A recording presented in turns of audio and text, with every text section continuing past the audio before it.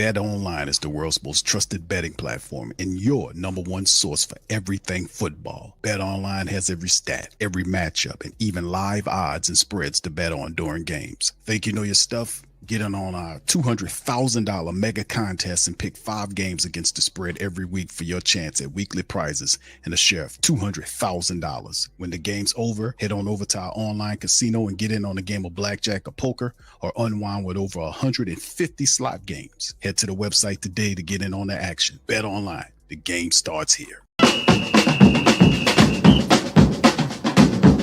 that say they gonna beat them Saints? Who that? Who that? Who that say they gonna beat them Saints? Who that? Who that? Who that say they gonna beat them Saints? Who that?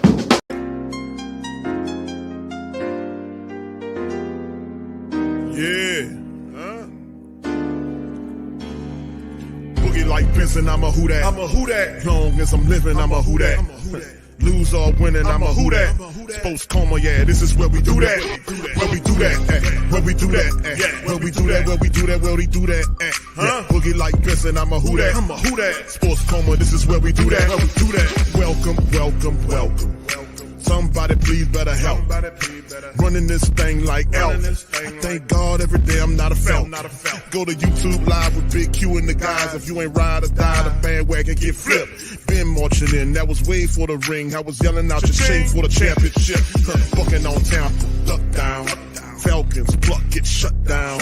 Panthers ain't much touchdown. The vision really belong to us now. So much hate on the Saints, you could probably tell. Ever since Bounty Gate hit the NFL, when things seem fishy and you probably smell the crooked referees on Roger Goodell. Yeah, probably like this and I'm a who that. Every day I'm living, I'm a who that. Lose or winning, I'm a who that. It's the Sports Coma, this is where we do that.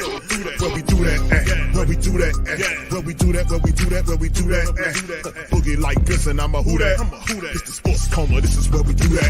You're listening to the Sports Coma with Big Q and the guys on the PRO Media Network.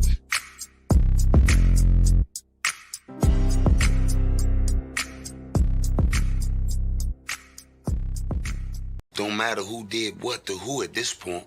Fact is, we went to war, and now there ain't no going back. I mean, shit, it's what war is, you know? Once you in it, you in it. If it's a lie, then we fight on that lie. But we gotta fight. All right, what's happening, man?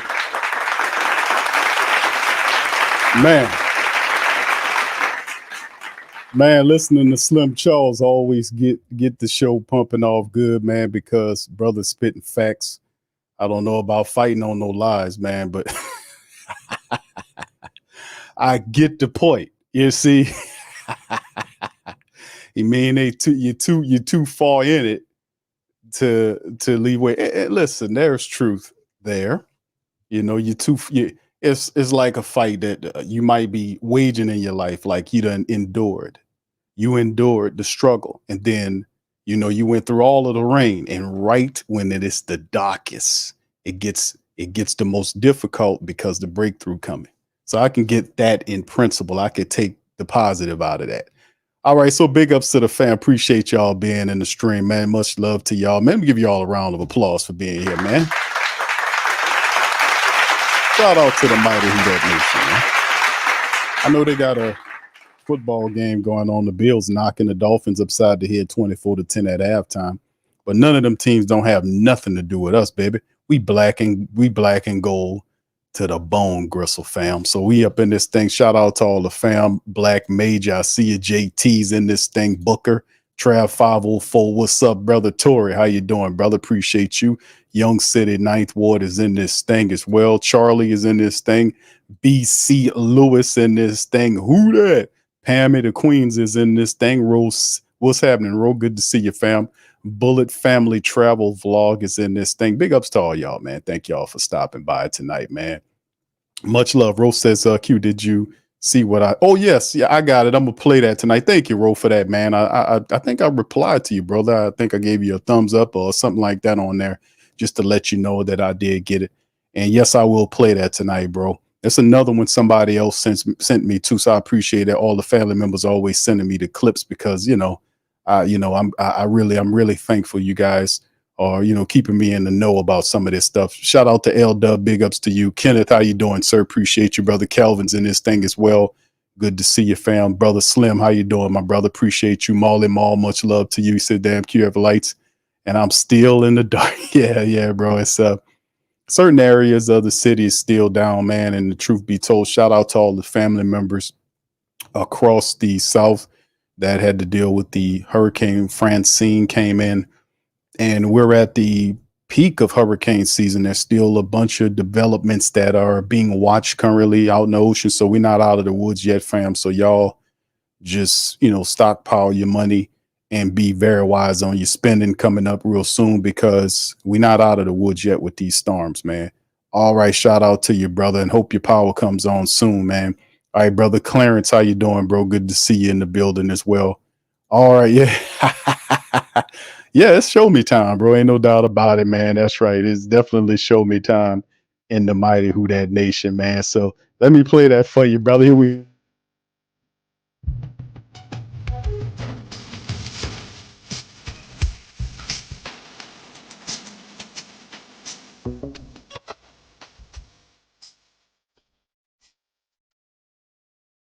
Yeah, man. Yeah, that's what I'm talking about. All right, what's up, Snakebite? Appreciate you as well. Much love to the fam, man. And listen, man, the week one, man, in the name of this show, man, Saints must build on impressive week one win Thursday update. And we got some few things. I promise I'm gonna try not to hold y'all too long tonight, because I got some other stuff that I gotta tend to. But listen, this is a pretty popping thing. Let's get right on into it, man. We got the injury report. So big ups to you guys. Please feel free to hit that like button, man. We up in this thing. All right, and this is to start off the Thursday injury report with the black and gold, man. As you can see, a lot of people listed, and it's because they kind of changed up how they do it. They list injuries from games as well, give you more of an in-depth look at the injury report. And I appreciate this because the Saints used to play games with this all the time. You dig? So anyway, DeMarco Jackson calf did not play. We know he probably going to be shut down. Lattimore, 2 straight days of DNP with the hamstring. Friday we'll know if he will be limited or if he's good to go. At this point, if it looks like he might be DNP. We'll see how it all goes, man. That's why the Saints made the move to get Kool-Aid McKinstry on the team. They have some, and even though he's a rookie, he's pretty outstanding, man. He might be called upon to play in the game. Who knows, man? But Marshawn Lattimore, DNP, we'll see what happens to Friday, man. It's still in the air. We still have an opportunity to see how the Saints play for Friday. He might be limited. Well, we still don't know. Tyrann Mathieu went from DNP, which is good, to limited in the game. We expect him to play. Lucas Patrick also went limited today from DNP, which is good. These are positives. Colin Big Bink Saunders is DNP. We know he's probably going to be out for a couple of weeks anyway, dealing with that calf issue. Jalen Ford is limited to linebacker. Saints really like him a lot, man. He's limited with the hamstring issue. Tolly went from limited to DNP with the back. That is something you got to watch when they go in reverse order. They were playing and then they shut down. Something happened. We'll see what it looks like Friday with Tali Fuaga. We'll see how that looks. Dallin Holker, our outstanding undrafted rookie tight end, had an ankle issue. He went from limited to fully practice. So we should see Dallin Holker in that game. And that's a really special part of the Saints tight end room because he can block as well as he's a really good wide receiver. He can be another additive to the Saints offense, one of those second or thirdary pieces while people are paying attention to the primary weapons. Those are second and thirdary weapons that can hurt you. So it's good to have another pass catching option there, depending on how Klint Kubiak decides to use him. Foster Monroe went from limited to fully practiced dealing with the concussion. That is a plus. I mean, man, let me tell you, Foster Monroe had an outstanding game. He was outstanding in that Carolina game. His blocking, his pass catching, he was outstanding. That was the best I've ever seen Foster Monroe play as a Saint thus far in that Carolina game. He was outstanding. His blocking, his catching, he was just terrific. Let's hopefully he can try to duplicate that type of play against the Cowboys. A.T. Perry fully practiced. That's good. Having him that Nick Selder very fully practiced. Rashid Shaheed is good, and so is Jamal Williams. Those guys were having some issues. So A couple of things we're looking at, Tyler Fuaga, watching what goes on with him, and Marshawn Lattimore. Those would be 2 points of emphasis or to be aware of for Friday's injury report. So we'll have to watch and see what goes on there.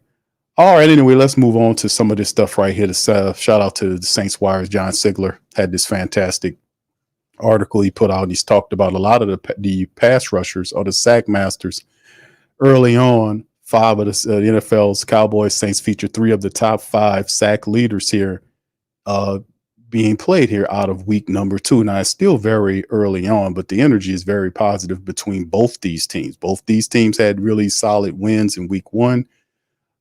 They beat Cleveland. Offense struggled mightily. Deshaun Watson was flustered. He was sacked 6 times. Dallas got after them. You know, the coverage was good, and they flustered Deshaun Watson. He didn't help himself by holding onto the ball. And when he had opportunities to scramble, he was too busy staring down the field as opposed to taking the hell off on foot. When he did do that, he was able to get, I think he averaged over 7 yards a run. So if he'd have done that more, and he had plenty of opportunities, perhaps the game would have looked differently. You understand what I'm saying? But nevertheless, credit to them for having a really good win in Cleveland and beating down the Browns. But in this thing, let's take a look at this article right here.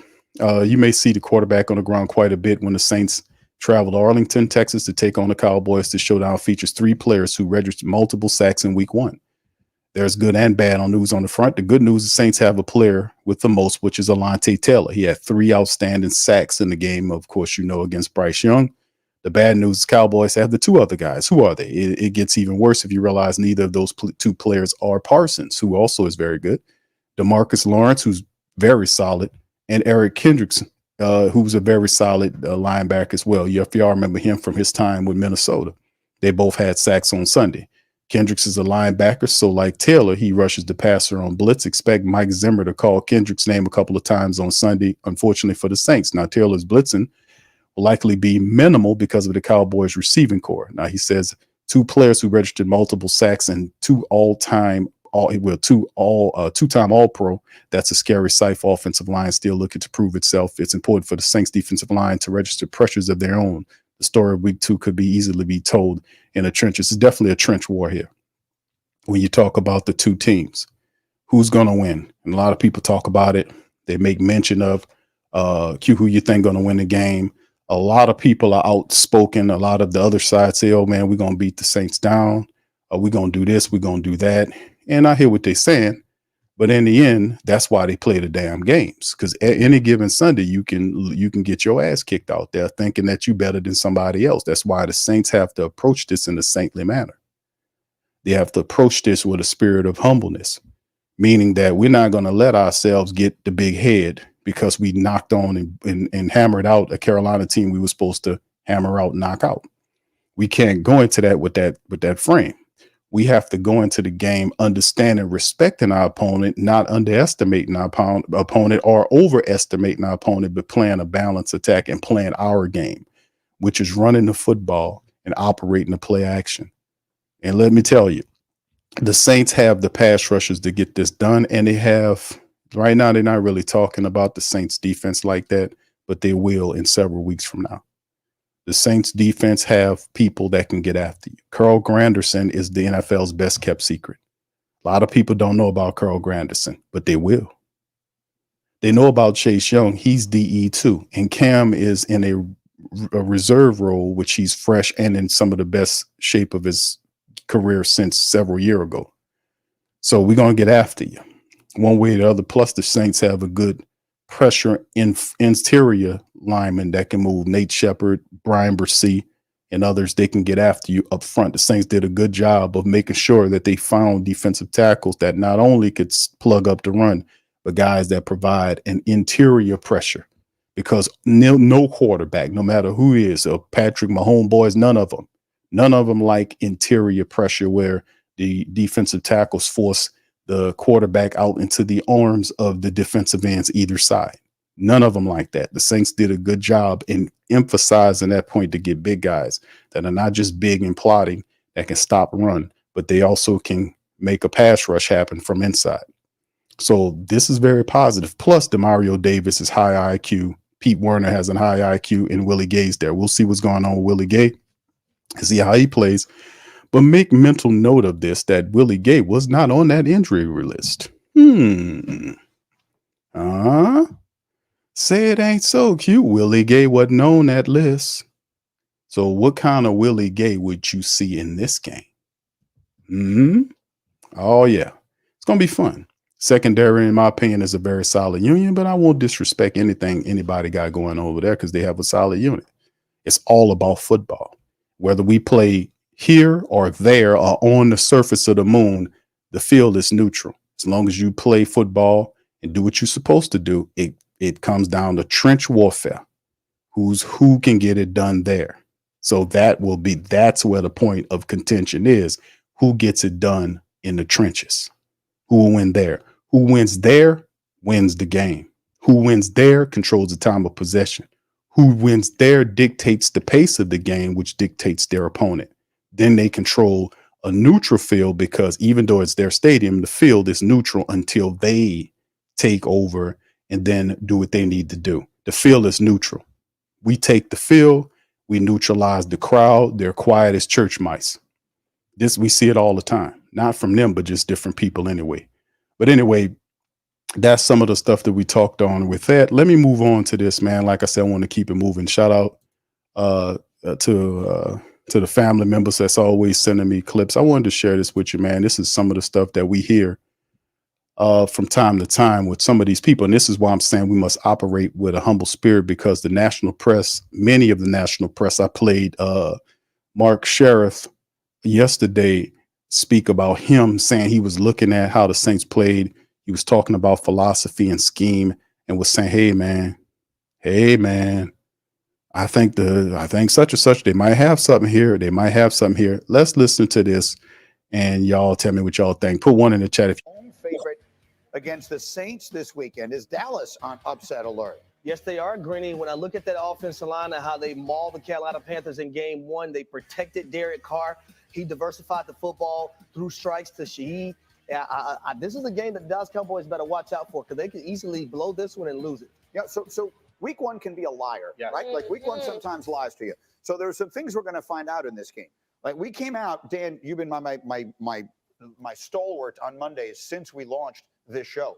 This was a first. We came out of a Cowboys game on Monday and talked about the other team. Yeah. I have no idea what to make of Dallas after week one. And then with the Saints, I think we all came out of that game saying, can you believe how bad Carolina is? Neither of these teams have been tested. Yep. Right. Neither of them have.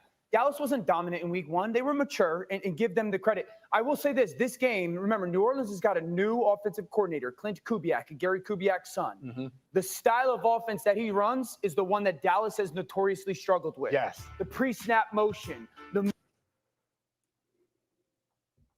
He ain't lying. Let's go back to it. Movement of the offense, both pre and at the snap. The under Carr I've watched in the last 3 years play football. So I think some of the elements that they have in their offense gives me a little bit of, all right, I've watched you and talked about this is exactly what you have struggled with. The addition to Taysom Hill still going to be used. So the interesting thing, Dan. All right, so listen, we made the same points on the previous streams when we talked and we previewed this game. I made the previous two shows. I talked about the thought process and the offense there, still and all. Whether you look at that or not, Zimmer is a hell of a defensive coordinator. And indeed, listen, they're going to game plan for what they seen the Saints do week one. They also they can probably look at previous years or try to see if they can format or formalize a game plan, to stop what the Saints got going on. But this is week two. So we should see new wrinkles in the offense here with the pre-snap movement and all this kind of stuff. It's a lot of stuff going on that can confuse any defense. So it ain't like you gonna come in here and just smack them down and just know what they're gonna do. This is different. This is not the Sean Payton offense. This is a lot of motion going on, which means guys' eyes are constantly moving. Guys are gonna have to think. Now you'll see plays where there'll be positive plays, because I do believe that Dallas has a high IQ defense. I do believe that. I think several players on that defense have very high IQs football wise. But like I said, man, anything can happen in these games. That's why they play the games. So anyway, go back to it. Here we outside of week 1, and they put up a pretty good performance against the Browns. Let me say this about the Dallas performance, because a lot of people are saying that the Dallas performance wasn't they wasn't impressing, all this kind of stuff. It might be a little Dallas Cowboy hate that they're throwing out. Me personally, I don't have any issue with the Dallas Cowboy. I don't hate the Dallas Cowboy. Actually, I don't even hate Atlanta. I got love for my brother Lowell. I make fun of Atlanta. I make fun of Dallas, but Minnesota's a team I just don't like Minnesota. I'm just going to keep it a buck with you. But all these other teams, we good. Outside of that, I give these people their credit. They had a solid win against the Cleveland Browns. They did. Now listen, the Cleveland Browns defense stopped the Dallas Cowboys offense. They held them to 2 offensive touchdowns. They had a Dak Prescott touchdown throw to Brandon Cooks on a blown coverage play, and then there was the running back play by Elliott, who got in the end zone there. So, but if you watch the game, the Browns defense did a phenomenal job of stopping their offense many times, forcing the kicking game to come in and hit 4 field goals, and they even had a punt return for a touchdown. So it was a cumulative effort from all levels. They were forced. They got 6 sacks on the man on Watson. They got some turnovers there. So they worked as a team. It was a team win that the Cowboys did. So there was no need for the Cowboys, I guess, to press on them offensively when the defense was doing what they needed to do. The special teams was doing everything. They got the punt return for a touchdown and all the field goals that elevated the lead. So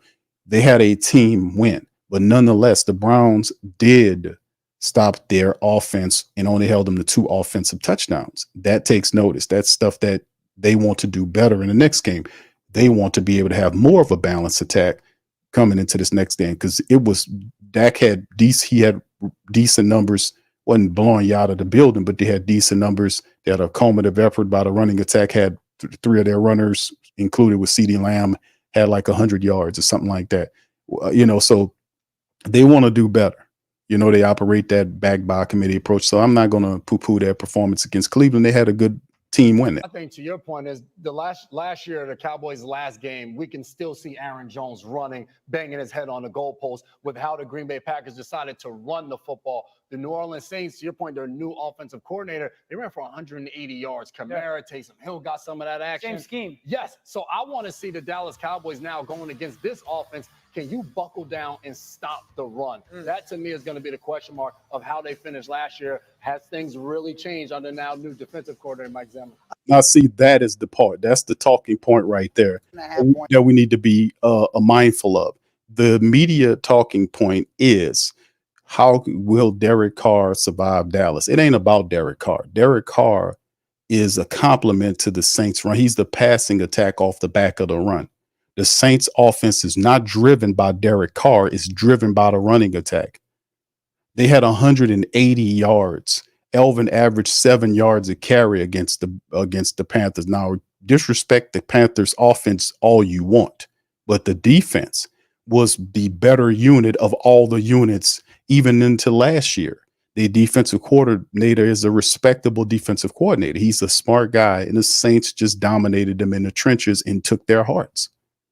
That's what happened. That's what happened when you take and you whip on a team so bad you remove the will out of the team. It's nothing there. There is nothing. So they just unraveled.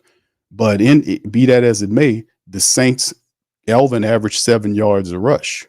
Not only him, but Taysom averaged 7 yards a rush. Jamal Williams averaged 5 yards a rush. So what is that showing you, boys and girls? That's showing you that the Saints offensive line was opening up lanes for whoever was running the ball. It didn't matter which running back you had that gave them the ball. That is the game. It ain't about Derek Carr. See, that's when they throw that out there and people do that. That's a talking point. How would Derek Carr deal with this Dallas defense? The Saints are going to focus on running the ball. It's trench war. We have to run on these people and run at these people. And that's how you have these young offensive linemen like Tali Fuaga and Trevor Penning and all these other guys. Their best attributes is run blocking. And when you have that type of system that Klint Kubiak's operating with the horizontal runs and all of the stuff that they're talking about, the offensive linemen spoke about how they love that system because it gives the old lineman an opportunity to do the easier of the two jobs, which is the run versus the pass. And then once we start passing, there, then you feel the rhythm. They get in the floor of the rhythm and everything picks up. So it has to come down to the Saints running the ball.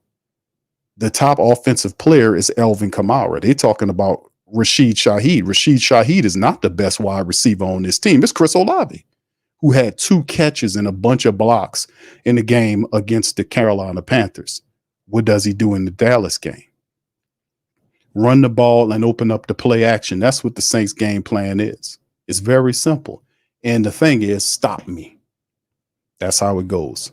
You know I'm coming to run, stop me. Let's see what you can do. And that is the game. You know I'm going to run at you, but you know I'm going to operate out of this formation. You don't know exactly how I'm going to do it.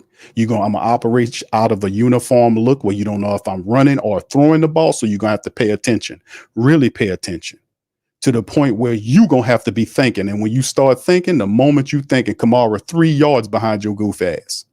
So, I mean, in the end, they can talk all they want. All I'm saying is that we have weapons. Don't sit up here and try to play the Saints like they don't have nothing because of Dennis Allen, because that's what it's about. It's disrespect because of how Dennis Allen has operated over the years.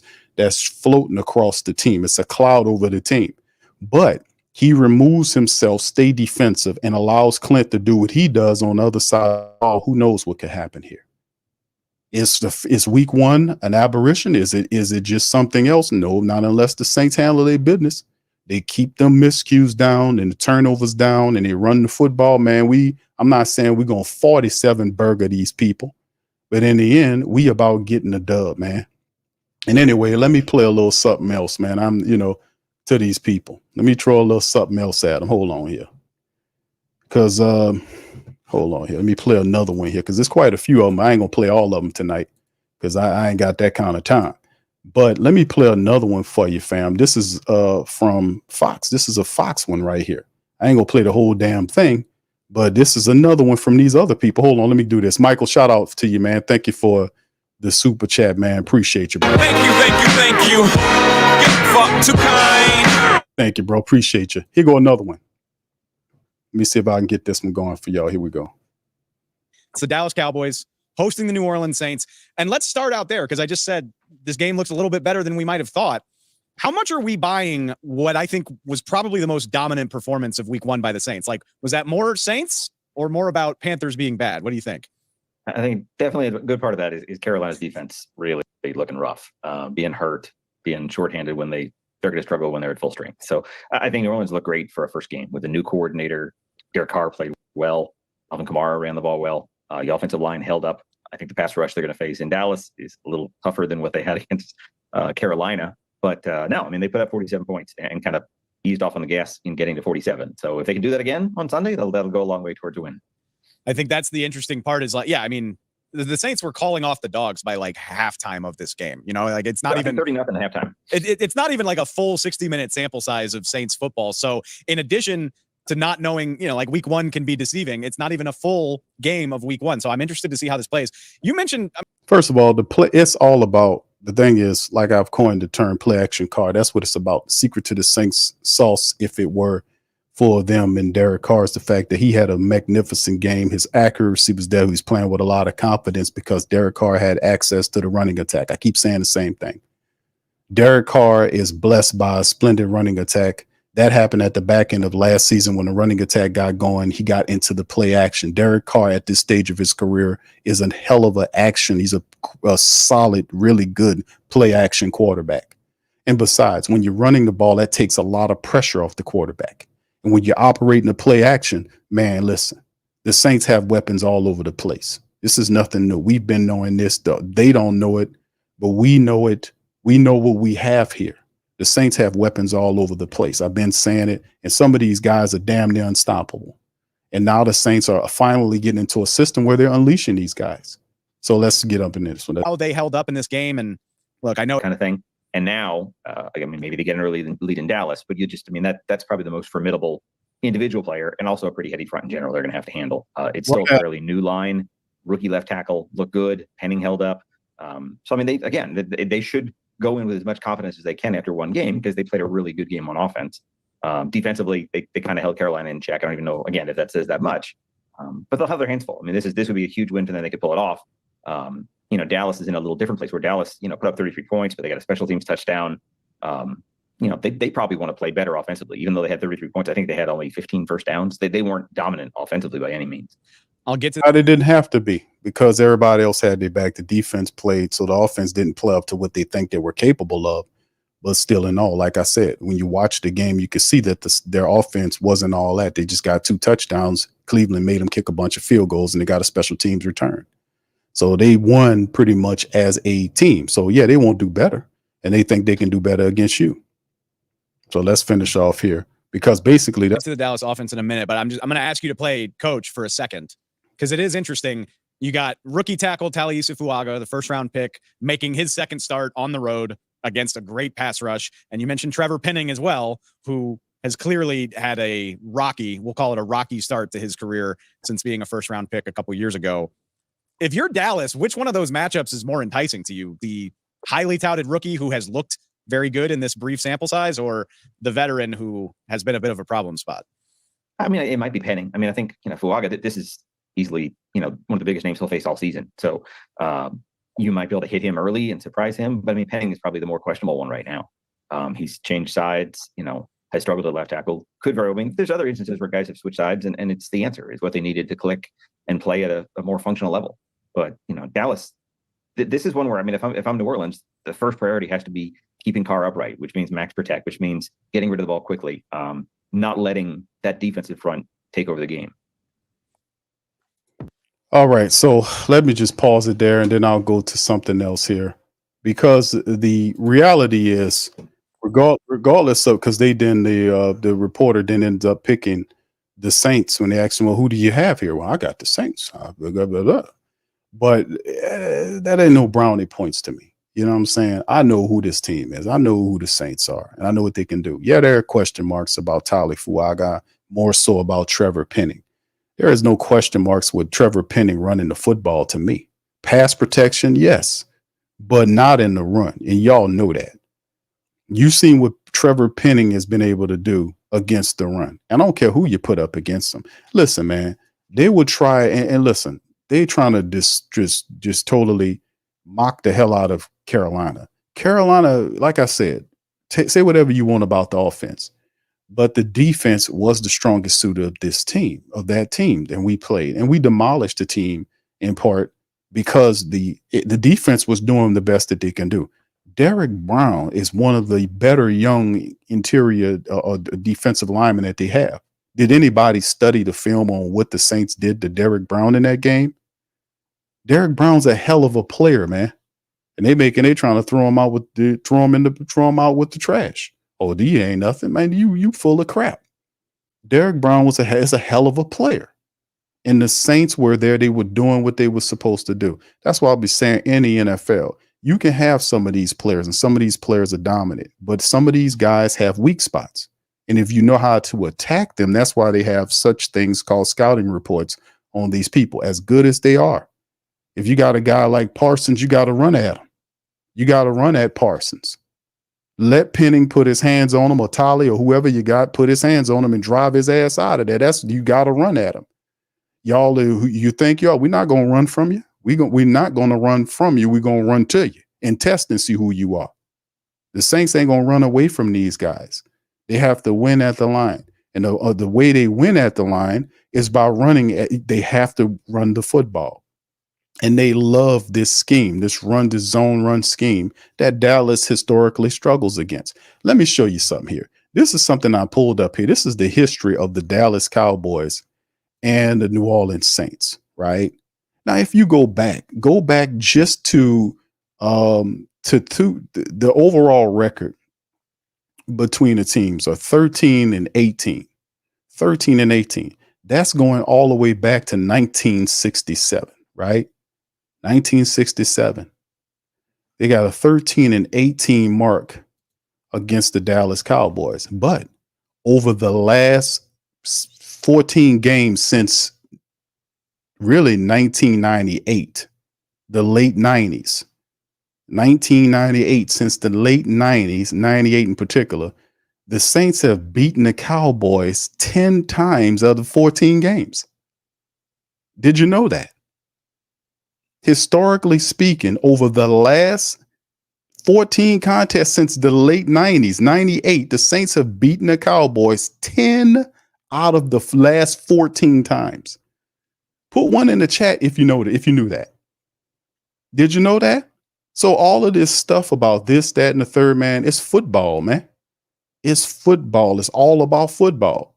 So you would think the way people be cutting up is that it was the opposite way. Yeah, it's opposite. The Saints have handled this team. It's almost as laughable as what happened when we played the Atlanta Falcons. When we played them over the last several, when I was charting the stats about how we've been dominating Atlanta over the last several years. Over since the late 90s, 98 to be exact, the Saints have beaten this team 10 out of the last 14 appearances that we played these teams. They got 4 wins since 98 against the Saints. You heard me? So, I mean, what's all this? What is all this to do about we gonna do this to you and all this kind of old stuff? Man, come on, man. Cut the cap on this. This is football. This is football. You know, yeah, we got a young offensive line, but you know what, fam? That works for you in part because these guys have to prove it. They have a scheme that they believe in. Like, oh, that was that fool's goal what the Saints did against the Carolina Panthers. What the Carolina Panthers was just that bad, offensively speaking. The Saints hit the Carolina Panthers. They confused them. They got after them early. They jumped on them, and they never let them recover. That's what happens when you do it. I'm pretty sure Carolina had a game plan.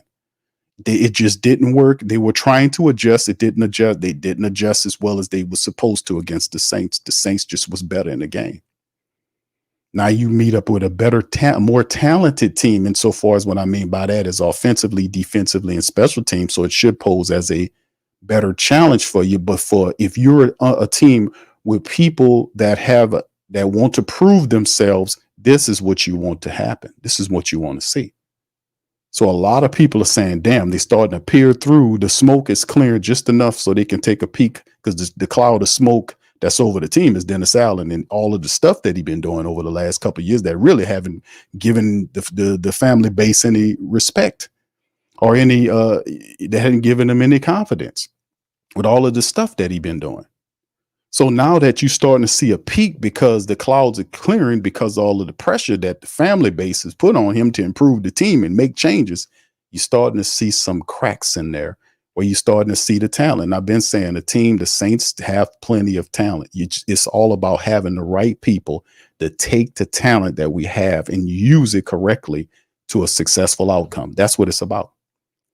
That's what it's about. So talk all you may. It's all about going on the field and proving yourself. We're not running from nobody that you got. Whoever you got, put them on the field, line them up against my guys, and we'll see what we can do here. You hear me? Because each week is a step in the right direction. This is what it's all about. It's all about proving themselves. And the Saints been underperforming for the last 3 years. At some point, the frustration factor has to accrue to a point where it's bubbling out of. I know I'm tired of it, of underachieving football, not because they're not talented, not because they don't have the right guys, but just because we're not using them in the right way. Now that you got offensive accountability and a guy with the offensive intelligence to utilize the same guys in the system, why would I not think they would have similar to success than what we seen San Fran had last year in their offense? Come on. You got the same weapons. Alvin Kamara can do everything Christian McCaffrey can do and probably better. So could Taysom in different roles. What answer they got for him? The Saints we haven't seen, this just wrinkles few things we've seen in week 1. You haven't seen anything yet. They still have a lot to show. So in the end, we're going to see what's happened here. All right, anyway, let me go ahead on and play Klint Kubiak. Man, I'm going to move into Klint Kubiak. I got him sped up a little bit because I want to hear a little bit of him. Then we're going to switch over to Joe Woods and see what he got going on here. Hold on, let me get this tuned up for the family members because this is our offensive coordinator. We love to hear what he had. Always like to hear from this guy right here is the guy here with the plan. He knows about Zimmer. This is going to be a good chess match right here. But he also knows how to attack Zimmer's defense, being that he knows them. So this is going to be quite the chess match going on between Kubiak and Zimmer. That's another point of contention that we have to be able to understand. Here's Klint, y'all. It's like a good motion in terms of not motion, just emotion, but rather drawing defense. Like, how do you? Are there things that can sell motion better than one play? Good players. That's what it's all about. Getting them opportunities. So, however the best player does it, that's usually the best one. You must have heard from people who know. Hey, Eli, y'all focus on getting a W, brother. Y'all got a lot going on, man. Y'all lost that first game to the Steelers. Y'all supposed to win that game, brother. And I seen your schedule over the next 4 weeks. You might want to be doing a little prayer and kind of going and just trying to pick up and uplift your team. It could be very difficult. Y'all schedule is a beast over the next, 4 weeks? You are in trouble. Y'all might be 0-3. What is it? Shit, they might be 0-3 by the time they see us.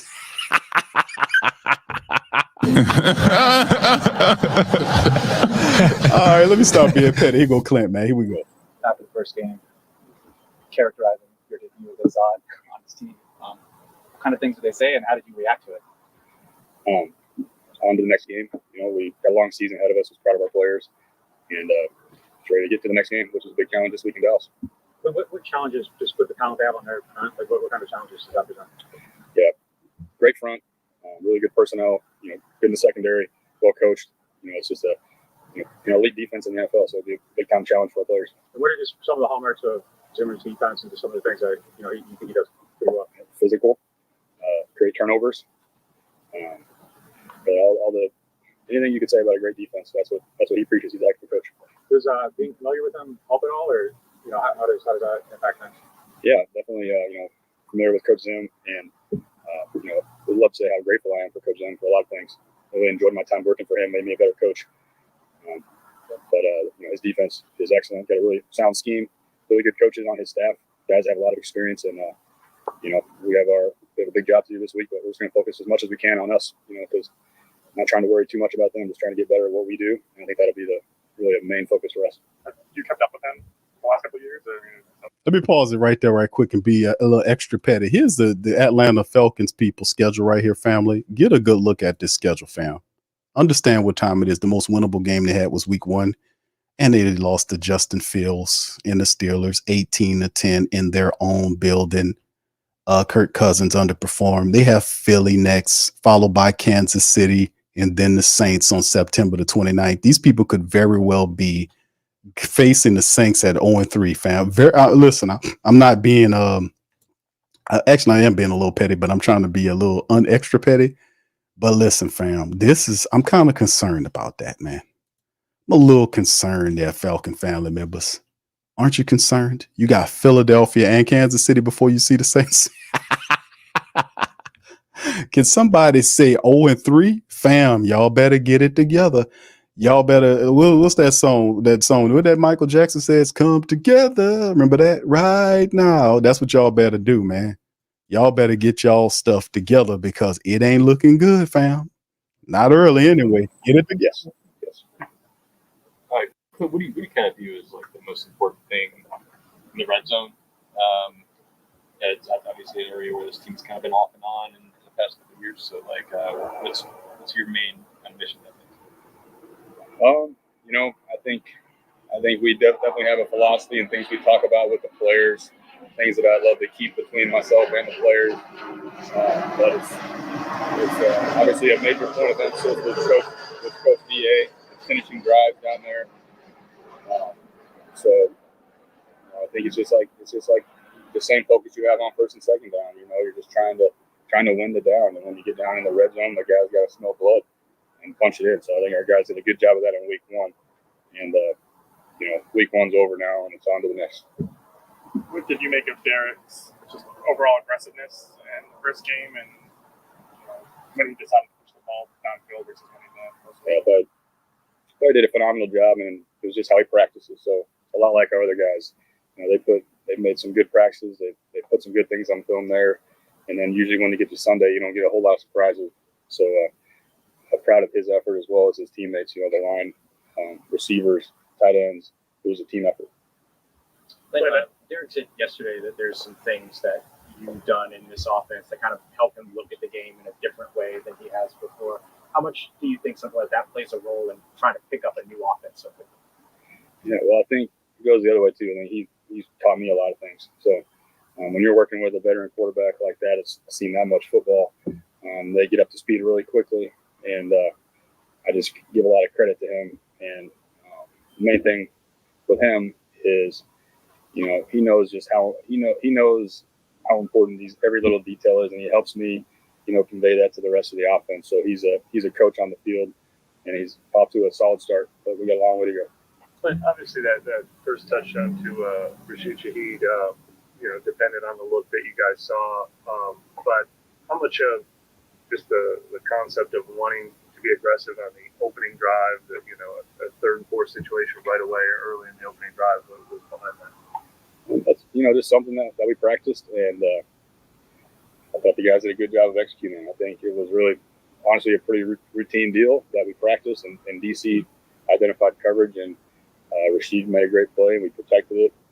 So, it's like a lot of plays that sometimes you check the ball after 5 yards, and no one talks about it, but you maybe were searching for one thing and they gave you another. So I thought the quarterback did a good job of scheming the defense. You guys spent a lot of time under center as opposed to being like shotgun, pistol in week 1. Is that just to help you guys with like you want to do in the run game, you want to do in the play action game? Is that kind of why? I think we're going to try to mix it up, but I think our guys have executed that well thus far, and I think it'll be a week-to-week thing. What do we think helps us to win that ball game? And just so happened, last week that's what it was. But definitely want to be versatile. How much of the original concept you had for your offensive ball as you got to know Derek, like if any, did you kind of come in with this is exactly how I envisioned this to be, or did it evolve a little bit as you kind of talked with him over the next few months?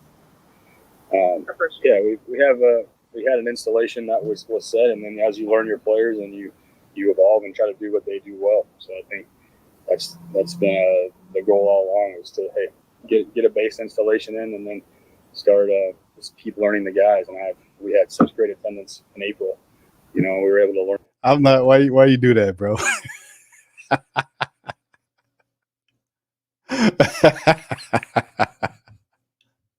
I butcher. I'm known to butcher names.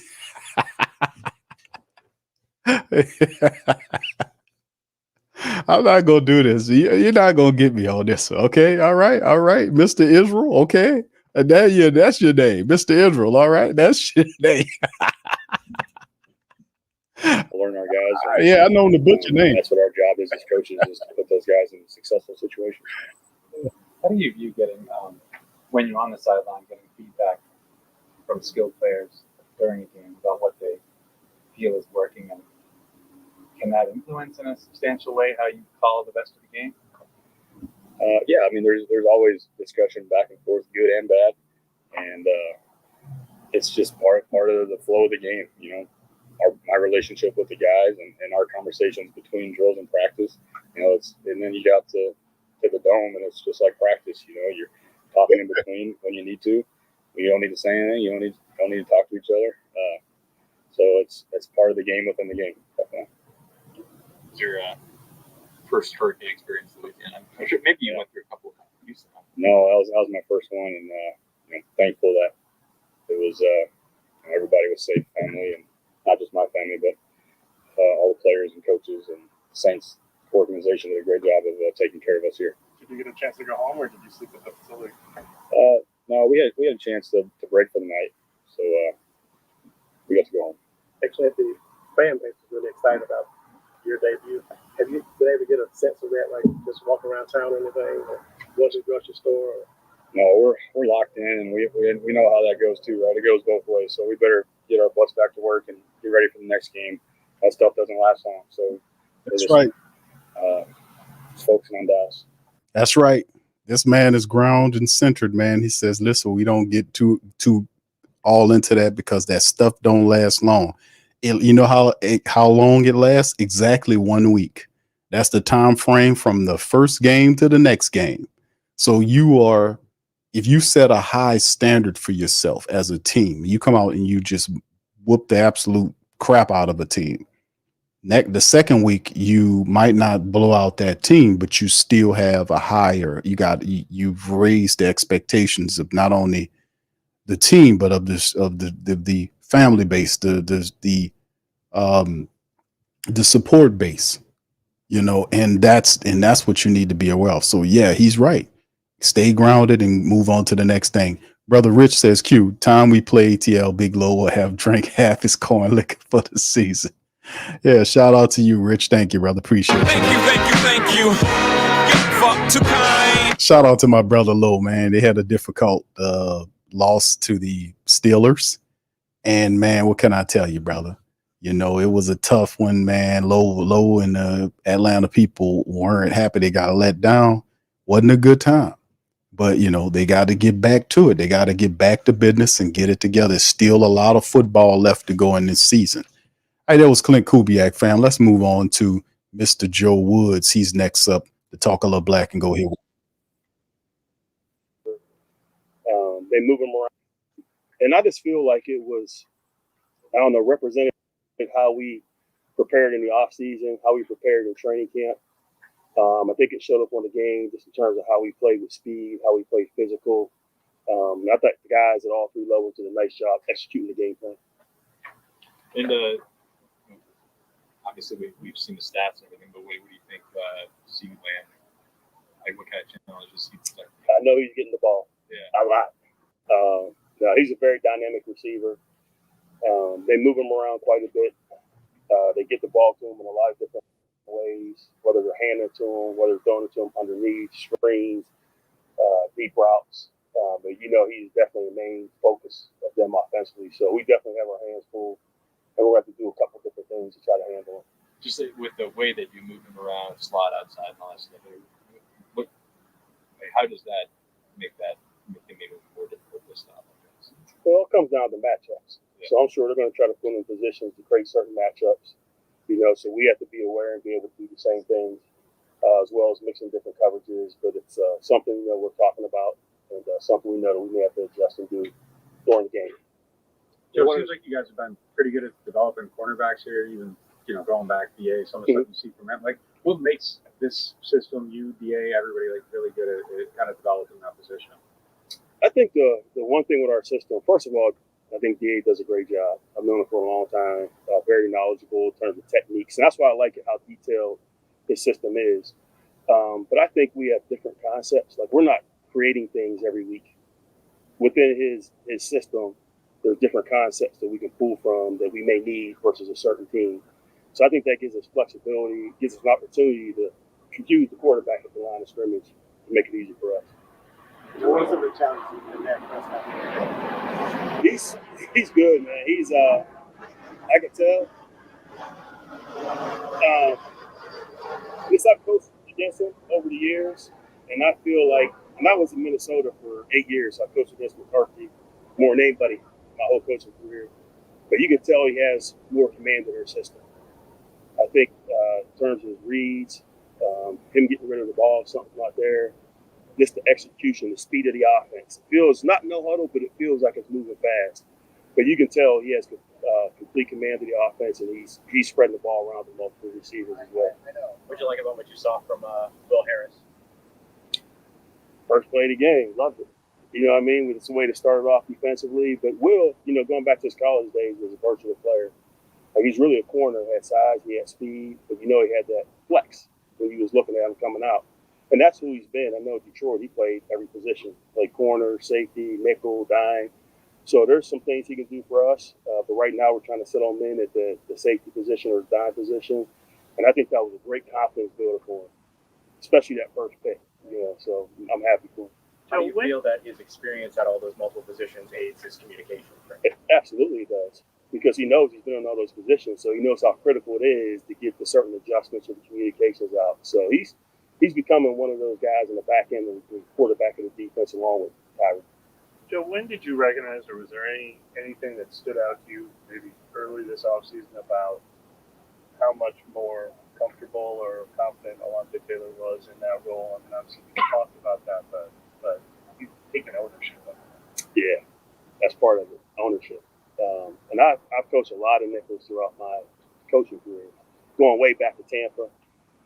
And it's hard for guys moving inside because you're used to having that sideline. You know, I'm covering the sideline right here. Now you get in the slot, space there, there's space there, space behind you. So it's something you have to experience and go through. Along with, you got to fit the run like a linebacker.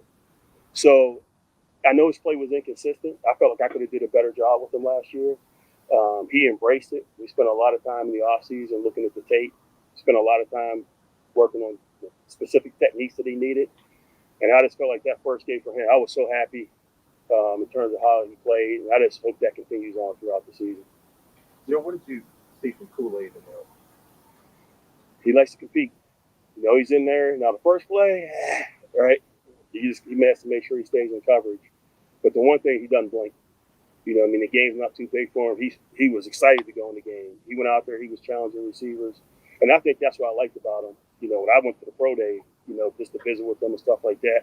But he's a very confident player. He's a very smart player. And again, you know, playing in front of big crowds is not too big for him. Did you have to, like, see maybe behind a little bit when y'all started training camp just because of the time you missed in the summer? Yes. You know, just from the off season, just recovering, you know, from the break he had in his foot and, you know, training camp. So he was catching up, but he does a good job. Again, he can regurgitate the information back to you. It's just a matter of getting on the field and going through it. You mean like just getting back into like playing shape or getting into like the understanding of the, like how to play? Getting the reps, you know, going out there experiencing it, along with getting in shape. Yeah. But you have to go through it to learn it. So he's a little bit behind, but like I said, he's doing a good job. And those reps really will help him moving forward. What would your coaching point be for a young player going into that situation? You know there's going to be mistakes. You know, how do you kind of play them? Mistakes are on me. Just go play and trust your technique. And that's all you want to do is just play the coverage, play the technique the way it's designed to be played, and let your natural ability kick in. Joe, that play with the where Alaka got picked. Man, wouldn't y'all love to play for Joe Woods, man? Man, you hear what Joe Woods is telling them players, man, listen, the mistakes on me, just go out there and play your game, you know? And Joe's is a cool dude, and that's his specialty. You know, he's the defensive coordinator, but he deals with the cornerbacks. You have Coach Marcus Robinson deals with the safeties. He's the secondary coach. And Joe Woods' special is the corners. So we've seen Rico Payton. We've seen the maturation of Alante Taylor. We've seen with Paulson Debo, what he did. Kool-Aid's going to be phenomenal as well. So the Saints are very, very blessed with this cornerback room, man. We all right, man. We all right with these guys, and Joe Woods is the guy that's teaching them up, man. What's supposed to happen there? Like, we just got to do a better job just creating levels. You know, there's something that we know we're going to get. You know, we run man coverage in certain situations, so we're going to get those type of routes. So we have to do a better job just in terms of where we align, so we can avoid picks. There's some new personnel in this Cowboys offense. You notice anything different from last year to this year, just with the way of kind of adjusting there? No. I think it's, you know, McCarthy's system. I mean, they're going to run the offense based on how it's designed, but they have a lot of talent. And when you have a lot of talent, you got to find ways to spread the ball around. Wow. Yeah, that's Joe Woods, fam. And we heard from Klint Kubiak, our offensive coordinator. We hear from our defensive coordinator how you deal with Dak Prescott, how you deal with CeeDee Lamb. Don't forget Brandon Cooks and, you know, and all this other stuff. So they have, you know, Ferguson. I don't know what's going to go on with Ferguson and whether or not what happens with him in the game. But we'll see how it is, because he was DMP'd for Thursday too. Here's Dallas' side of things when we talk about their, you know, here's their stuff here today. Rest, of course, you know, not injury related for Brandon Cooks. He fully practiced. Ferguson, their starting tight end, was DMP'd again with a knee issue. We'll see what happens on Friday. The cornerback CJ Goodwin was limited with a foot issue. Eddie Kendricks was also given rest. He is fully practiced as well. And then you look at DN Marshawn Nealon, limited with a calf issue and fully practices for both DeMarcus Lawrence and Zach Martin. They're some of their better players. And tight end John Stevens is DNP with a hamstring issue. So we'll see what Dallas rolls out against their next upcoming of people. All right. And also, man, listen, man, for some of the family members, we got the advertisement up. We'll be more than likely we'll be doing a preview stream with a Cowboy podcaster. It's not Law this time. Law was unavailable this time. You know that Law's my guy. He was unavailable this time. He got a very busy schedule. So shout out to Law. We have college football talk who will be, I mean, not college. I say Cowboys fan talk. I apologize, brother. Brother Rome, who's very knowledgeable of his team. He'll be coming in to talk Cowboys, you know, about the team and his insight. Very knowledgeable brother about what he sees his team and what's going to go on in terms of the Cowboys. But somebody sent me a clip from Brother Rome. I'm going to play this, and this is Brother Rome, him kind of talking to a Saints person. Very interesting. So it's going to be an interesting discussion with Brother Rome from Cowboy Fan Talk. Here is some of his perspective from talking to a Saints supporter or family member that was popped in on one of his streams. Here is what he just listen to this for a few seconds, and I'm gonna bounce out of here. Here we go. Marquise Bell played linebacker most of the year. Brandy Mahoney with 49. I said super chat.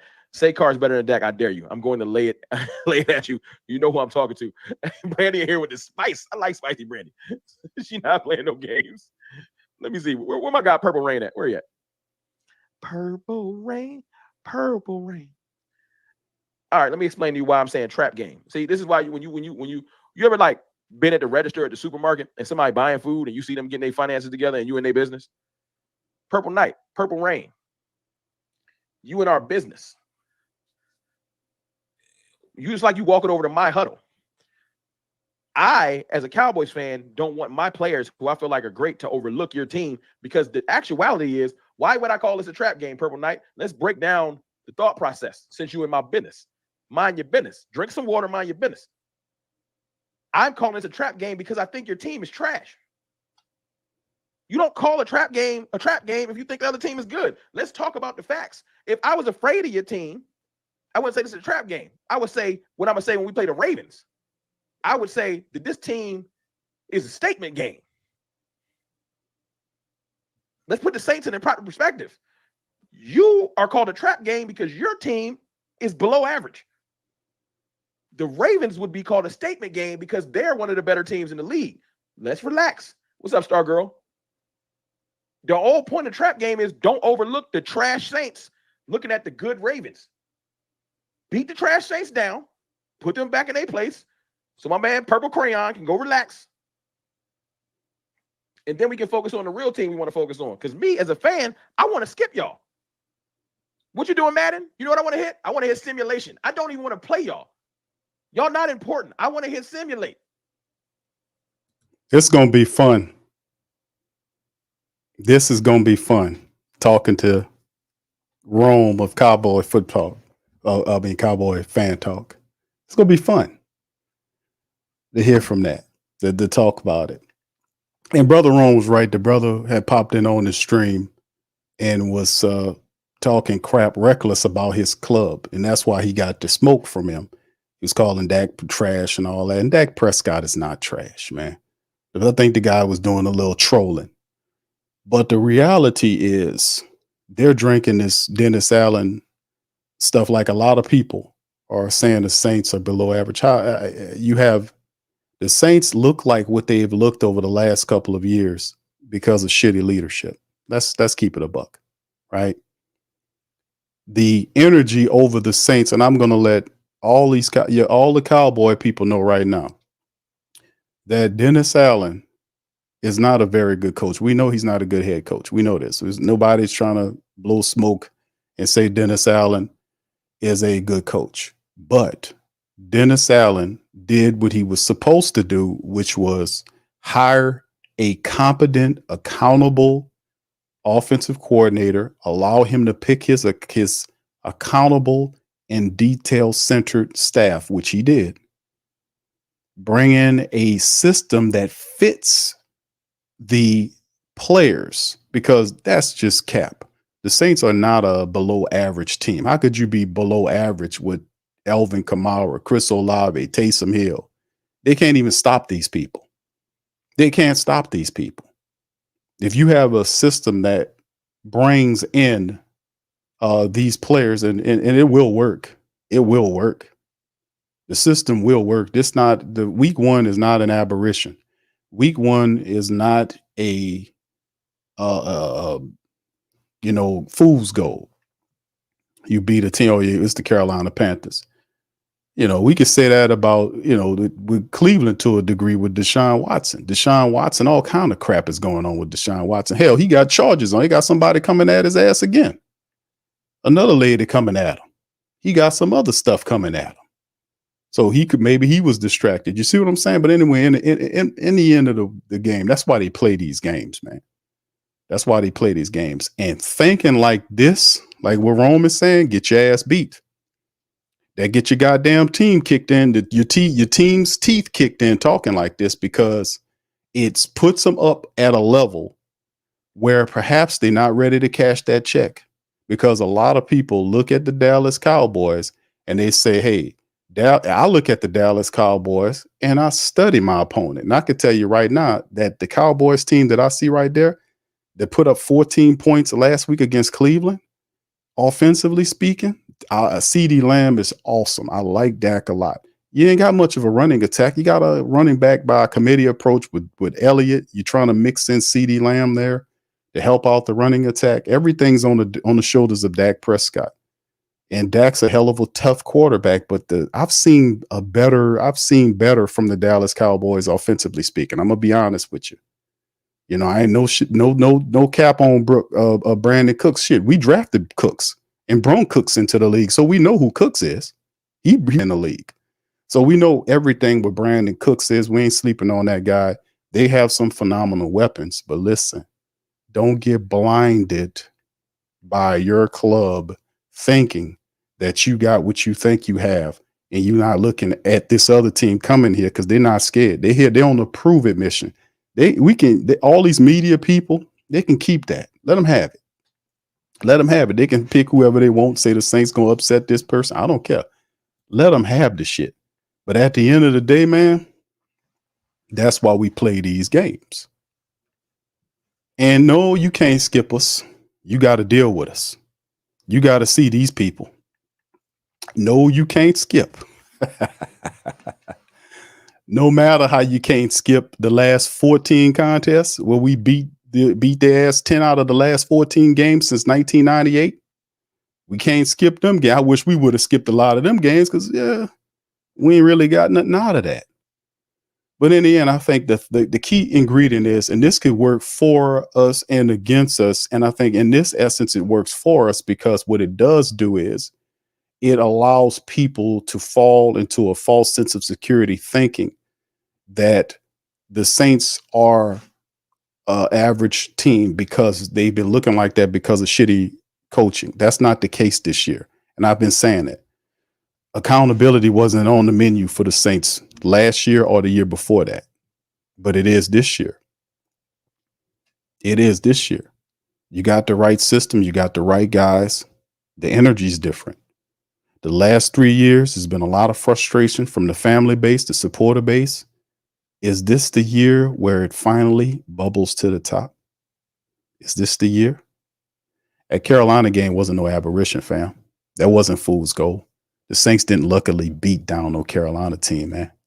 They dominated on all aspects of the game. That's what you're supposed to do. If they had not beat them like that, then people would have been saying, hey, man, the Saints was supposed to handle that team. See, you got to look in between. It's a balancement here. You got to look in between. I don't see the Cowboys as infallible. I really don't. The best team, in my opinion, that I see in the NFC is the San Francisco 49ers. And our offensive systems mirror them, and the Saints defense will be on par when we face the 49ers in the playoffs because they practice in a similar system and they know what to look for. So it's going to be a bit of chess right there.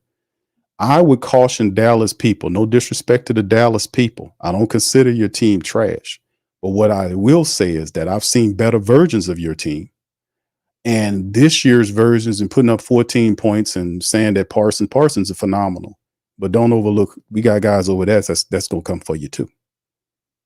They're talking about what would Derek Carr do versus the Dallas defense when Carr ain't the point. That's what you gonna do for Elvin Kamara? What you gonna do for him, huh? What you gonna do for Elvin? What you gonna do against Taysom? The offensive, it's historically speaking, I've said this before in shows, the Cowboys struggle against this offense. They struggle against it. The reason why they struggle against this offense, you look at what Zimmer been there for a while, and Klint Kubiak, knowing who Zimmer is, you don't think he knows how to attack Zimmer and vice versa? But like I said, historically speaking, the Saints have an offense that mirrors what the Niners do, but they have the weapons to do it. Like, you can have a system, but having a system and having the correct people to operate the system is two different things altogether. This system will thrive because Elvin Kamara fits like hand to glove in this system. And I think a lot of these people are overlooking that. So in the end, it'll be a very good game because I like CeeDee Lamb. I respect Dak Prescott. I like Lawrence. I like Parsons. I like a couple of them guys on the defense there, but in the end, trench war is how this is going to be handled. So in the end, like I said, a lot of people that pay attention to schematics and pay attention to, that's why a lot of them pick and say, hey, man, they struggle against this stuff. Not saying, no disrespect to the Cowboys defense because they got after Watson, but I think y'all looking at this wrong. I think y'all looking at this wrong, man. I think y'all looking at this shit all wrong, and I don't know. They talking up an ass whooping. That's what you can't stop Taysom Hill. There's no Elvin Kamara is a whole nother issue. Oh, we got Elvin. We got it. No, you don't. No, you don't, bro. No, you don't. You don't have Elvin. And Parsons, as phenomenal as he is, when our guys put hands on Parsons and start running at him, we're gonna grind him into the ground, bro. We're gonna wear on him. No disrespect to Parsons, like him moving, they're gonna move him all along the line. And listen, it's gonna be a fight because I know they have big old Mozzie over there, and Mozzie finally starting to step up and play. But at the end of the day, man, this is where it's gonna win at. And even though we have a young offensive lineman with people there, I think these guys have something on their shoulders. There's a prove it energy on these young offensive linemen. And I do not think, if you go back and watch the film, that it's not full gold. They were operating within that system and it just looked really good.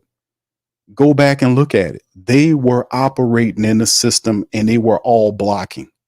Look at the tape. That's why I say, man, I went and looked at Cleveland and Dallas game. I went and looked at the film.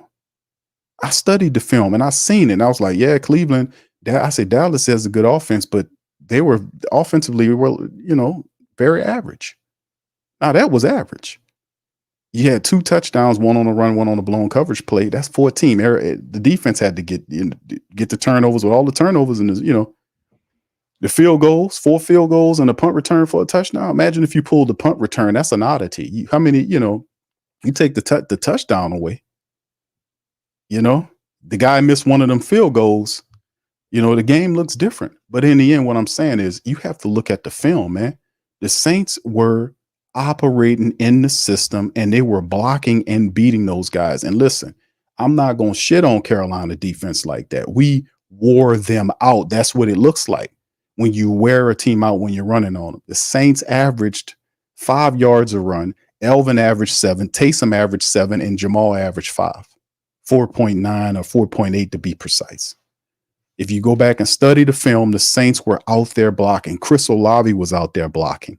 Rasheed was out there blocking. The Saints were utilizing their players in the manner on horizontal runs that gives the most difficult defenses fits. I'm just keeping it a buck with you, man. And I'm going to say it again. Since 1998, the Saints, and I don't know what this is of what Cowboy people have about this elitist mentality about the Saints. Where did this come from? This elitist mentality. I can understand if you were over the last since 98, you were just demolishing the Saints. But since 98, we've met 14 times, and the Saints have beat the Cowboys 10 out of the last 14 games. They only have 4 wins since 98. So where all this elitist mentality come from? Please explain it to me. Hoodie says, Q, the last time we played and we lost 27-17, our QB was Hill. Wide receivers is Hardy, Humphrey, Smith, and Callaway. They're in for a surprise. Who that? Thank you, Hoodie. Appreciate you, man. Thank you. I don't get it. Fuck too kind. I don't understand where this comes from, this elitist mentality about how, the Cowboys Saints have, in 14 of the last meetings, the Saints have beaten you 10 times. Where is this coming from? I mean, Cowboy people, explain that to me. Explain that to me. I don't get that. But I also realize, and I'm not foolish enough to disrespect nobody's team. And I look at the tape and understand, do the Saints, and I'm honest enough as a black and gold man, because I call it for me or against me in terms of my team. Y'all know this is what I do every day. I will give out the truth, whether the truth is on my side or it's against my team. I'm going to stand where the truth is. And the truth is, I looked at Dallas. I looked at the Saints. The Saints can play with this team. They can compete against this team. They can. The system and the players that they have, Dallas is going to have difficulty stopping Alvin Kamara, Taysom Hill, and these guys. They're going to put Rashid, just like they talk about putting CD Lamb into into motion and giving them a ball like a running back and trying to get him mixed in the game. The Saints have several players that they do that with, not just with him. And I'm pretty sure Dallas will try to do that with Cooks every now and again.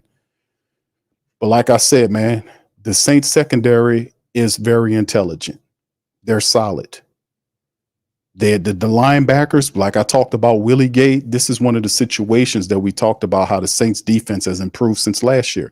Chase Young is fully healthy and operating from the DE2 position. There's no talking points about Chase Young, how well he played. He didn't get a sack in that game, but Chase Young, did you see the pressures? If you go back and watch the film, did you see how with the pressures that him and Granderson were getting, making Bryce uncomfortable? Did anybody see any of that?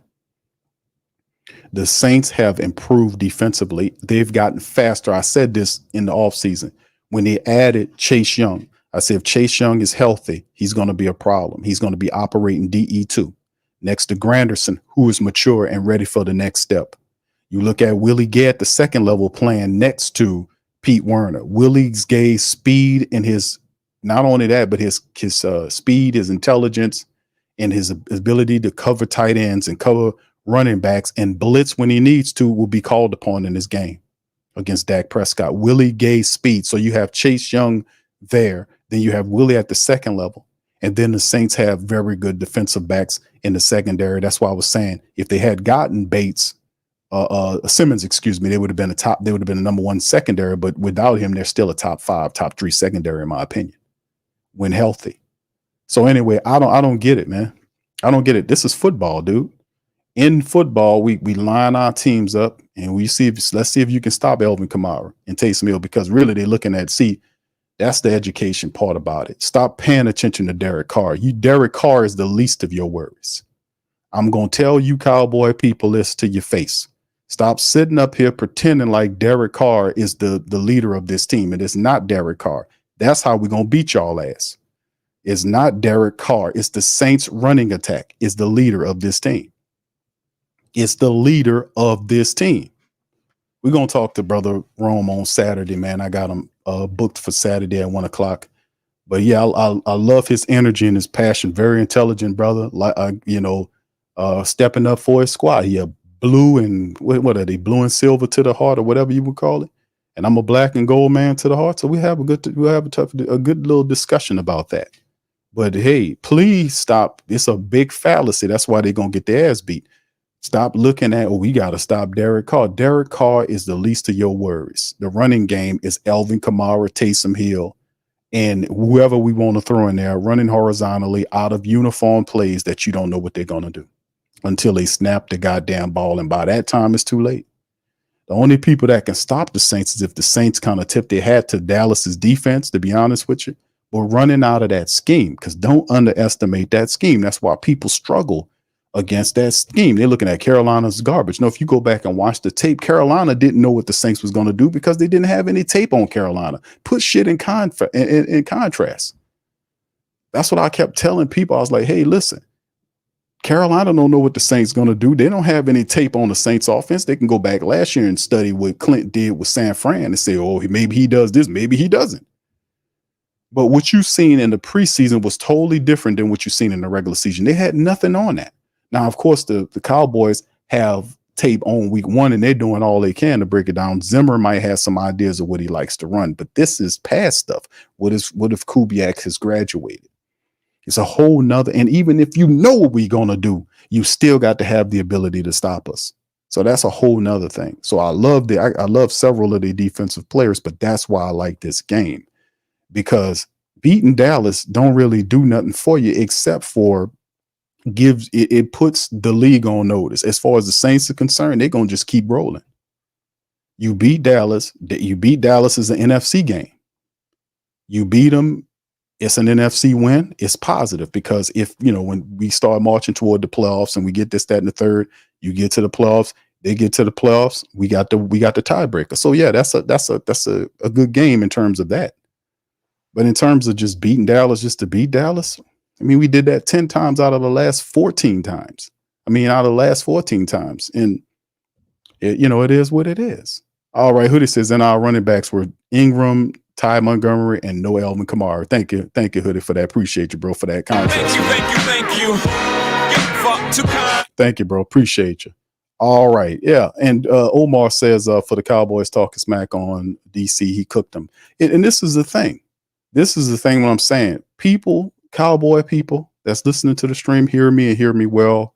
Listen to a die-hard black and gold man to the core. Derek Carr is the least of your goddamn worries. Worrying about stopping Derek Carr when the Saints are going to run the ball at you. They're not going to put Mika. I keep mispronouncing the man's name. They ain't going to put the brother at you like that. They're not going to go at you like that. Parsons. They're not going to go at Parsons and let him, just run all over him and stuff. And I'm pretty sure Zimmer will move him around. And then they have Lawrence on the other side. So they got pass rushers. They're good at that. I give them credit, man. I like Kendricks, the linebacker. I like Overshown. I think he's a phenomenal young linebacker. But the Saints, that's why they play the games. We got to line up and see what you got. You might be off your game that's Sunday. That's why we line up and play these games. And it's a 12 o'clock game. We know they like to play in the afternoon. But I mean, anyway, man, we'll see. That's why they line up and play these games, man. Don't be worrying about no Derek Carr. You better be worried about Alvin Kamara. Pissed off Alvin Kamara, who hadn't got his pay from Mickey Loomis and playing with a chip on his shoulder. Look how Alvin Kamara was running in that Carolina game. Carolina was trying to tackle that man. He was spinning out of their arms. Alvin Kamara pissed off, man. You got a pissed off Alvin Kamara to deal with, giving him the ball. And like I said, the Saints play low high IQ football. They don't turn the ball over. They force some turnovers. They get to Dak Prescott. They operate behind the run and put Derek Carr in play action. We should have some success against the Cowboys. So I want to see a good game, man. I think it'll be a pretty good game. All right, 504 Coach says we got a 3-headed monster at running back. Will it be 4-headed monster when Kendra comes back? Yeah, he's another part of it. Black Major says, and DC did beat them when he was with the Raiders. Yeah. And there go my girl Tasha said, I'm listening to you, Q. We ain't scared. I hear you, girl. She said, we ain't scared. All right. I don't want you to be scared now, baby girl. We ain't about scaring you. I want a good, healthy football game, and that's what we're going to get, for real. John says, yup, DC beat Dallas on his last year with the Raiders on Thanksgiving Thursday game. So Cowboys do got to worry about Carr lowering the shoulder. No, we don't need that happening. But you don't want to feed into the game plan. Like the point of emphasis is to operate out of the run. And like I said, all of the motions, all that has an effect on the defense because the defense is watching. If they usually, like I told you, A high percentage of the time, when you send a man in a motion, the play is usually going to where he is. If you motion in that man, most of the defense start paying attention and their eyes are following. Even the defense shifts to where he's going. At that moment, when that defense shifts, they tip their hand on what they're doing, and that gets the quarterback an opportunity to read into what they got going on. That's a advantage pre-snap. That's the point of the offense. The offense forces the Cowboys or any other defense that's supposed to be intelligent to show their cards pre-snap. That's the point of the offense. The offense is set up to be uniform, where you don't know if they're going to run or they're going to pass. They don't know what Taysom Hill's going to do when he's in the game. The way Klint Kubiak's rolling out Taysom Hill, they don't know what he's going to do. They don't know if he's going to be a running back or fullback, if he's going to be a tight end. They don't know or a quarterback. They don't know what the hell he's going to do. That's a whole problem. He's a whole set of plays onto himself. And then we're not talking about Elvin or Chris Olave or none of these other guys. How's that average? With a mean updated system like that, with all pre-snap motion is running around. Did you see how they were operating? Go watch the tape. Ain't nothing normal about what the Saints was doing in that game. It's almost like Klint Kubiak is a tailor, and he took the Saints collectively like they were one person and brought them in the tailor shop and tailored a suit perfectly for him. It's almost like he was a tailor. If you go back and watch the all 22 on the Saints and the Panthers first week, you will see that they were operating in a position of no, and none of that shit was lucky. They knew what they were doing, and they were executing and blocking, all of them. Listen, they love that shit. They love that system. Jawan Johnson was cutting up blocking. He had a partial block punt. You seen Foster Moreau blocking his ass off? When you ever seen Foster Moreau in a Saint uniform look like that? They love that goddamn system, especially Elvin Kamara and Taysom. Like I said, Carr, how comfortable Carr. It wasn't the only one that was comfortable. That's a well-tailored suit, that offense for the Saints. It is designed exclusively for the talent the Saints have. And even though you see how it mimics what the 49ers do, but there ain't too many teams that have a Christian McCaffrey or Alvin Kamara in the same systems doing similar things, putting them in positions in space, and it's all talent after that. It's about Kamara taking off in space and getting to the second level. If you go back and watch the plays that happened when Kamara was running, the majority of the yardage plays, he didn't get touched till he was in the second level of their defense. And you can't call them like trash and garbage when you have Brown up front and Jadeveon Clowney and Shaq Thompson and all these guys. These ain't bullshit players. The Saints were blocking these guys out. That's what happens when you play football and you get into a rhythm and you start mano-a-mano, you handle your business. Now, some of these other guys they got might be a tad better. They might be up on another level. You got some elite guys over there. I won't shit on your team. But at the end, that's why I want to put my team up against your team, because at the end of the day, I figured that, man, listen, we get a dub, we get a win, we get a tiebreaker in the NFC. If you try to get to the playoffs, we'll have one on you. Just like we had 10 on you in the last 14, since 98 of the last 14 games. I mean, I can't say that enough. Let that marinate and sink into your head for all these elitist-minded Cowboy people out here that believe that their team is just exponentially better than the Saints. Since 98, we beat these people 10 out of the last 14 meetings, man. Let that sink in. 10 wins in 14 contests since 98. What's going on here? Where is why so elitist? Why so elitist minded? I don't get that. All right. Yeah. John says, don't forget that Carr beat Mahomes several times too. 504 says we need Carr to manage the game. And yeah, just what you've seen, play action Carr is the lead. Play action Carr, that is what he does. Don't get out of that. Don't get away from that. You have to stay within the realm of play action Carr. The Saints have to run the football to have success. If the Cowboys stop the Saints from running the football, they're going to struggle, because you got to still, like I said, Carr looked good in week number 1, but there's still portions of the offense that he's still new to. He still is learning. But you will have more success if you run the football because you want to take the pressure off of Derek Carr and put it where it belongs on the running attack because we're talented there. And I've said this before. The running room is the most talented room that you have out of all of the other offensive rooms. It is the running room. You want to rely on that running attack. And you don't just have one dude. And then listen, what they're going to do when you move Alvin Kamara out there as a wide receiver and have Taysom in the Hill as a running back. What they going to do with that? What you going to do with that? Or you have Alvin Kamara, Taysom Hill, Rashid Shaheed, and Chris Olave on the field. What you going to do with that? They looking around like, oh, shit. Because, man, this is real deal, man. The Saints have underutilized their talent for the last several years. That is over with, man. You got a guy here that knows how to use these people. And that's why it looked different in the Carolina game. Don't for a second believe that the Carolina game was a fluke. Go watch the all 22 and study how they were making blocks and plays. They knew exactly what they were doing. It wasn't no fluke. They were executing to perfection. Go back and watch. All right. Anyway, listen, man, I'm gonna get ready to cut out of here because I don't want Pammy saying that I done broke a promise. Listen, man, we had an hour and 30-something odd minutes, man. Listen, I appreciate all of what you guys for giving me your time right now as we get ready to get on out of here. Listen, I appreciate all the family members. I'll be back for our Friday stream. We'll talk more about it, man. We'll go over all the latest stuff because Dennis Allen should be up there tomorrow about the Friday. We'll get the final Friday report prior to the game. Hour and 30 minutes, Pammy. Hour and 30 minutes, Pammy. I see an hour and 35 minutes, baby. An hour and 35 minutes. Okay, Pammy?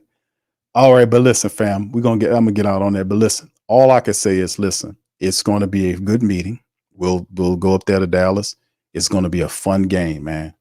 You know, it's gonna be a fun game. It's gonna be fun, man. Because like I said, anytime the Saints go against the Cowboys, it's always good. It's always good football. The same as with Atlanta and all of that, because there's some stuff being talked about. You know, Dak Prescott was throw a middle finger emoji up and all this kind of stuff because it sparks between the two. But people be forgetting when they talking all that stuff. Says since '98 we done beat you guys 10 of 14 games. Where's the dominate? I'm just tripping on. I'm like, how y'all feeling? Y'all thinking like y'all just won all these games? I'm like, no. It has it hasn't been the same energy. I just remember history. But in the end, man, like I said, you got to deal with our guys. You got to deal with, dude.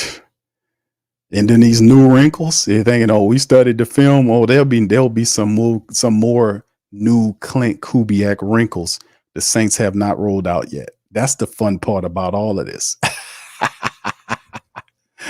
That's the question. Right. If the Saints run the football and keep the miscues down, watch out. The Saints defense is going to get after you because they're faster than what they were last year. You got they're not talking about Chase Young. They're talking about all these other people. They're not talking about Chase Young, which is great. They're not talking about Carl Granderson, which is great. They're not talking about Brian Bresee.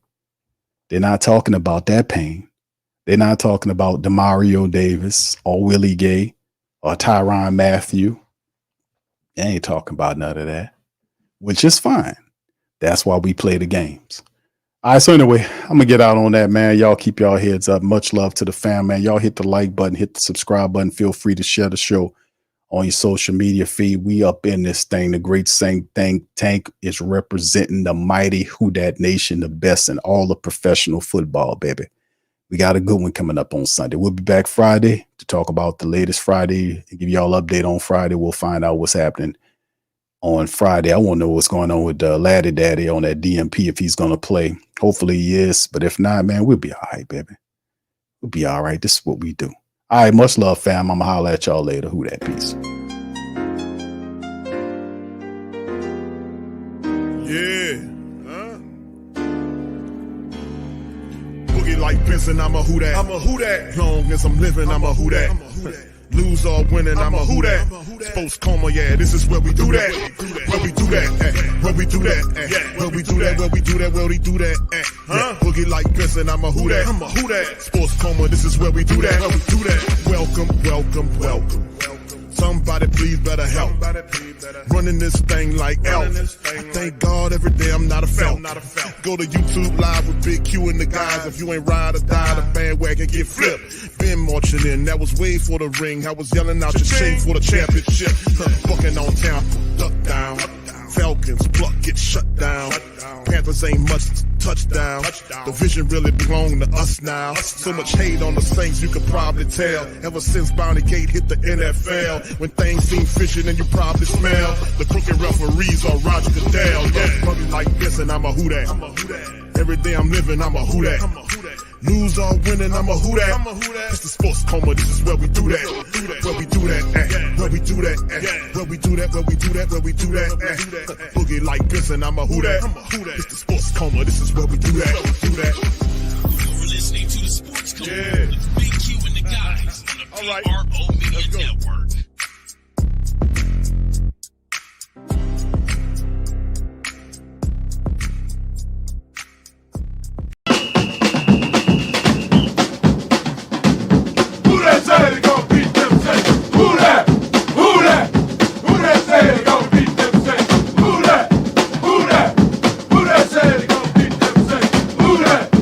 BetOnline is the world's most trusted betting platform and your number one source for everything football. BetOnline has every stat, every matchup, and even live odds and spreads to bet on during games. Think you know your stuff? Get in on our $200,000 mega contest and pick 5 games against the spread every week for your chance at weekly prizes and a share of $200,000. When the game's over, head on over to our online casino and get in on a game of blackjack or poker, or unwind with over 150 slot games. Head to the website today to get in on the action. Bet online. The game starts here.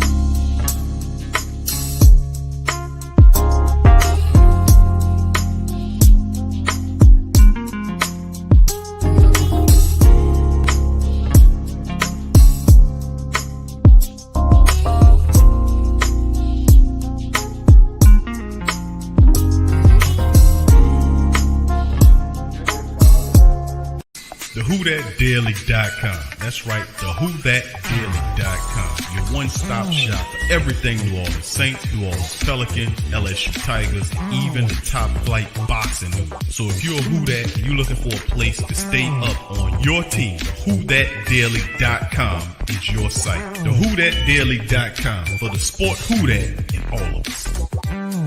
That's right, the Pro Shop is the platform store where you can go and buy all the latest merch to support the platform. Available at the Pro Shops, we have dozens of hundreds of products available for you and your family. Unisex tees for men and women, hoodies and sweatshirts, tank tops, kids and baby items, long sleeve tees, mugs, pillows, wall art, bath bedding, face masks, phone cases, stickers, bags, fanny packs, socks, hats, and many other items. Please feel free to check out the Pro Shops. The link is in the description section below. And remember, it helps the platform continue to grow. Check out